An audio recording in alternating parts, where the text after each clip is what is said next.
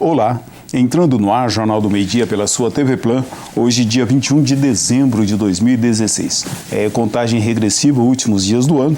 Ainda há 2 dias o prefeito eleito nomeou parte do secretariado, faltando alguns nomes, e um dos secretários é o Dr. Carlos Mosconi, que vai ser secretário de Saúde.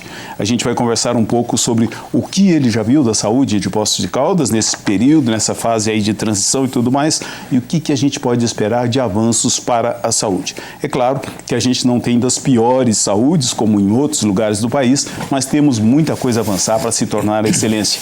Convite para você ficar com a gente, acompanhar o jornal de hoje. Bem-vindo, doutor Mosconi. Muito obrigado, Teresina. Satisfação estar aqui com você, no seu programa de televisão, que tem uma boa audiência. E aí, ter a oportunidade de conversar aqui com os telespectadores da TV Plan, satisfação para mim. E nesse momento que eu, como você disse, fui convidado para ser o secretário de Saúde da cidade, aceitei de bom grado o convite feito pelo prefeito Sérgio, pelo vice-prefeito Flávio, e estou satisfeito, feliz, estou na expectativa de poder fazer um bom trabalho aqui na saúde da cidade. A cidade tem uma condição de saúde bem razoável, tem uma infraestrutura boa, adequada.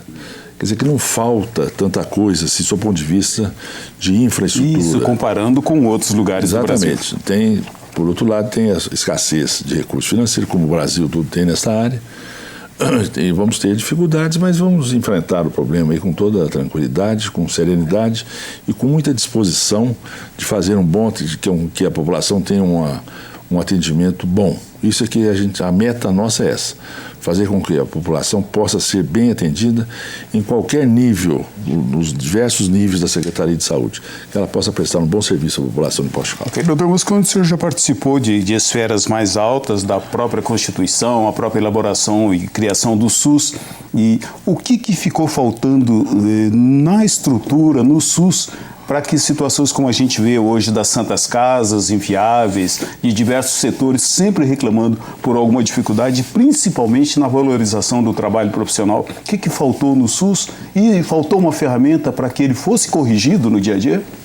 Veja bem, quando o SUS foi criado, ele foi alvo de uma discussão muito ampla no Brasil inteiro no tempo da Constituinte. Ele foi criado a Constituinte. E foi assim, o Brasil inteiro foi a Brasília, o pessoal ligado à saúde, a população de maneira geral, porque o Brasil não tinha uma política de saúde. O Brasil não tinha um sistema. Qual é o sistema de saúde? O Brasil não tinha. Era uma coisa solta. Não havia relação nenhuma, não havia integração nenhuma. Controle, nada. E a população não tinha direito a nada. Isso, que aliás foi essa desorganização que gerou conflitos, corrupção gigantescas. Me lembro daquele grande escândalo do INAMPS, né? É horrível. Então a população não tinha direito à saúde, compreendeu? Esse que era o problema do Brasil.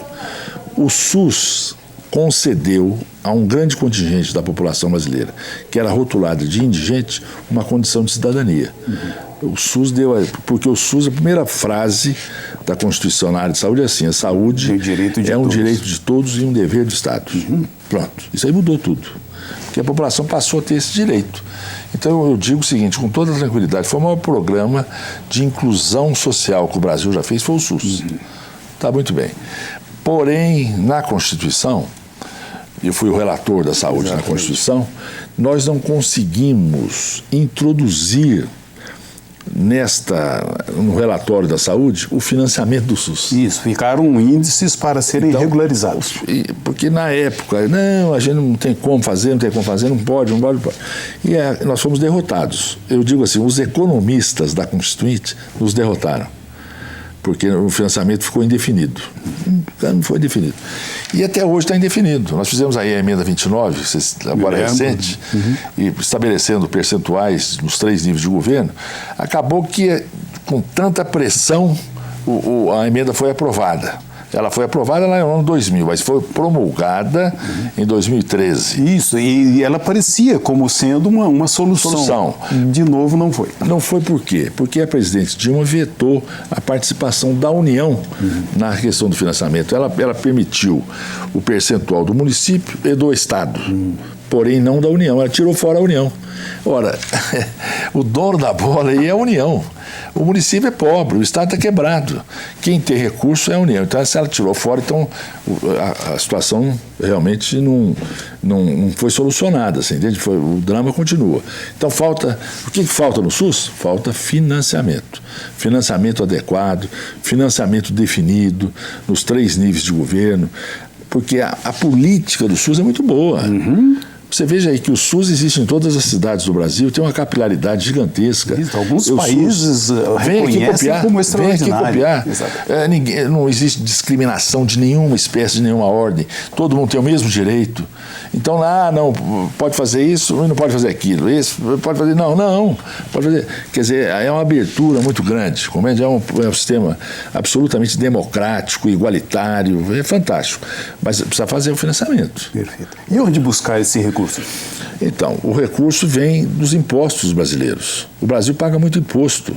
Ora, se nós pagamos imposto, a população paga imposto, para que serve pagar imposto? Ora, para você ter serviços, não é? Serviços que atendam à necessidade da população. Então, eu defendo que o Estado não precisa ser tão grandioso, tão paquidérmico, enorme, não. Mas em algumas áreas ele tem que prevalecer. Quais seriam as áreas? Educação, saúde e segurança, principalmente nessas 3. Os impostos que a população paga deveria ter um retorno principalmente nessas 3 áreas. Então, infelizmente, não tem tido. Quer dizer, o Brasil está gastando mal, está gastando muito mais do que arrecada, é um drama danado, as prioridades não são bem definidas, infelizmente nós gastamos, estou dizendo. Os recursos do Brasil nesses últimos anos da corrupção. A corrupção engoliu o dinheiro do Brasil. As empreiteiras, porque o nosso saudoso ministro Adib Jatene, ele falou, isso você deve se lembrar, falou: o Brasil, infelizmente, é um país governado pelas empreiteiras. Você lembra disso? E é o que aconteceu no Brasil. Então, para atender aos interesses escusos das grandes empreiteiras, o dinheiro do Brasil foi embora. Porque se tivesse ficado esse dinheiro... Então, nós tínhamos dinheiro para isso, para ficar na saúde, ficar na educação. Infelizmente, não ficou. Então, essa prioridade tem que ser... Agora, nós estamos numa fase de crise, nós temos que... Essas coisas o Brasil tem que acertar a sua situação interna, porque você veja aí o que está acontecendo com os estados, Rio Grande do Sul, Rio de Janeiro, Minas Gerais e outros que estão na fila para entrar nessa situação de insolvência, na verdade, de calamidade financeira. E se o Brasil não toma conta, entra ele na calamidade financeira. Então, o que nós estamos vendo, ele não paga salário, não paga folha, não paga aposentado, não paga polícia, não paga isso, não paga... Como é que faz? Então, é uma situação dramática que nós estamos vivendo hoje, agora. Então, aqui em Poços de Caldas, não é uma situação de excelência, não. Mas é uma situação bem acima da média no que diz respeito ao Brasil. Porque a gente vê na televisão a toda hora, olha, o doente morreu na porta do hospital porque o hospital não deixou ele entrar, não é assim? Morreu, infartou, o hospital ele está infartado na porta do hospital e o hospital não deixa ele entrar, ele vai morrer lá fora. Cheios, a gestante chega na porta do hospital para entrar para dar luz, não deixa entrar, ela tem que dar luz lá fora. Então quer dizer, é uma situação caótica. Aqui não, aqui é diferente. Existem dificuldades, existem carências, existem muitos problemas. E nós vamos tentar resolver esses problemas diante das dificuldades que nós estamos vivendo. Eu digo assim, a escassez de recursos é um fato, mas ela não será suficiente para justificar uma má gestão na área da saúde. Perfeito. Deixa-me correr para o intervalinho, depois continuamos a conversa com o Dr. Carlos Mosconi. Durante o intervalo do Jornal do Meio-Dia, a gente toma e oferece aos nossos convidados água Poços de Caldas. A água Poços de Caldas é um fantástico presente da natureza para esta cidade e agora também água Poços de Caldas com gás. Nasce neste parque encantador da Serra de São Domingos e é cientificamente comprovada como das mais equilibradas águas de mesa que se conhece. Depois, é engarrafada com toda a responsabilidade para chegar à sua mesa plena de saúde. Ao pedir água mineral, exija água Poços de Caldas. Intervalinho rápido e a gente volta já já.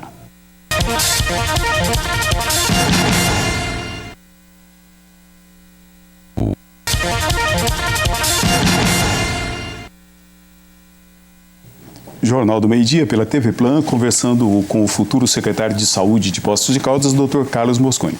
Dr. Carlos, essa vivência sua, esse trânsito que se criou dentro de Brasília e do próprio Estado pode contribuir para o secretário municipal de saúde alterar algumas coisas? Eu vejo com muita dificuldade o relacionamento entre Poços de Caldas e a regional de Pouso Alegre, documentos que voltam às vezes porque uma vírgula foi errada, não vem o medicamento, mas volta o documento para ser refeito. Eu chego ao momento de pensar que a gente precisaria de ter uma regional em Poços de Caldas. Eu acho que essa relação, ela é uma relação complicada, viu? Não é fácil, não. Mas veja bem, eu consegui durante a minha vida de homem público um bom relacionamento com a classe política, especialmente com a área de saúde. Então eu penso que isso talvez possa facilitar um pouco a nossa vida.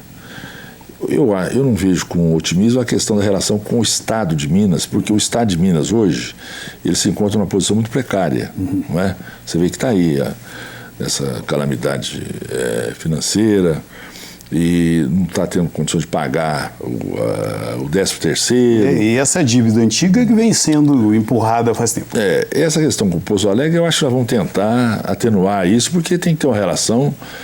Não é uma relação de favor, nem de nada, respeito, não. É de respeito, de consideração e de saber que aqui é uma cidade importantíssima do sul de Minas e que tem que ter uma relação, vamos dizer assim, profissional, pelo menos, com essa questão. Agora, em Brasília, eu acho que também o governo federal está em situação difícil, mas o Ministério da Saúde tem recursos e tem programas que ele pode ajudar, que ele pode investir. Eu vou, naturalmente, tentar me valer dessa relação que eu tenho lá, para trazer alguns benefícios para a cidade. Eu acho que isso é possível e é muito importante que isso aconteça, porque só com os recursos do município você faz o custeio da saúde, mas você não avança nem um pouco mais porque não tem recurso para isso. E a cidade já gasta além do que ela deveria. Já está gastando além. Agora, nesse aspecto, Teresiano, eu acho o seguinte, nós precisamos fazer uma boa avaliação do funcionamento da Secretaria Municipal de Saúde. Tem alguns exemplos que eu poderia te dar, e assim, pacientes que têm tratamento fora do domicílio. Então, um veículo da cidade, ou não da cidade terceirizado, mas a cidade tem que pagar, ele tem que pegar esse paciente e levar para lá e trazer para cá. Trazer de volta. Tem alguns serviços que são rotineiros, por exemplo, a hemodiálise, tem vários pacientes que vão fazer hemodiálise fora. Exatamente. E vão lá em Extrema, vão em Alfenas, vão em Pouso Alegre, vão em Vargitá. 3 vezes por semana, vão e voltam. Eu digo assim, o custo é muito elevado e o desconforto para o paciente é gigantesco. Não é? O paciente que vai fazer hemodiálise 3 vezes por semana fora... Ficou a semana inteira na estrada. Meu Deus do céu. E na condição precária que ele está de saúde. Então, eu acho que nós vamos fazer uma avaliação disso aí para ver o que pode ser feito. Eu sei que, por exemplo, tem um problema que não é da área de saúde só, mas é da prefeitura como um todo, é o negócio de hora extra. Precisamos avaliar isso aí. Porque senão a gente começa a pagar hora extra, daqui a pouco não tem dinheiro para pagar folha. Isso, essa redução da jornada de trabalho foi um prejuízo para a Foi um prejuízo enorme. Como é que você reduz a jornada de trabalho e depois você vai com uma hora extra? Exatamente. Que custa muito mais do que caro, exatamente. Então não é possível. Então a gente tem que ter coerência e nós vamos ter que contar com a boa vontade e compreensão dos funcionários, que eu acho que eles terão, porque não dá para conviver com hora extra. Não dá, é humanamente impossível. Vamos dizer assim, é um fator que avalia a ineficiência do serviço público. É a hora extra. Perfeito. Não dá, porque custa muito mais caro. Então eu digo, tem coisas que nós precisamos fazer acontecer para poder fazer diferente, otimizar o serviço da secretaria. Ok. Tem um grupo grande, uma fila para cirurgias eletivas. A gente vai falar sobre isso no outro bloco. Vamos dar uma olhadinha no recado super especial da Unopar para você.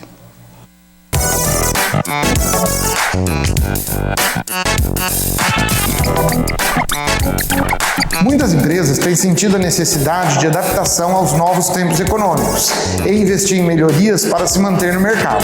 Assim como as empresas, os funcionários precisam ter atenção com a sua carreira e precisam investir numa melhor formação acadêmica nesses novos tempos. Você sabia que, segundo o IBGE, o assalariado com nível superior chega a ganhar até 219% a mais? A Unopar está pronta para atender vocês em suas necessidades. Com cursos superiores a partir de R$ 149 mensais, além de vantagens em seu tempo e deslocamento, e o mesmo diploma da educação presencial. Venha conhecer o polo da Unopar de Poços de Caldas e conte conosco nesse seu momento de superação.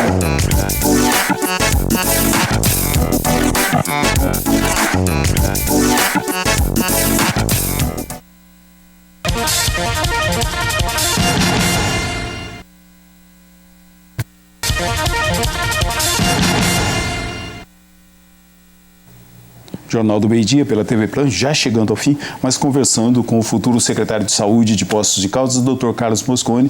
No final do bloco eu perguntava para ele sobre a fila de pessoas aguardando uma cirurgia eletiva. Para aquelas pessoas que precisam da cirurgia, mesmo que for uma unha, é uma cirurgia importante.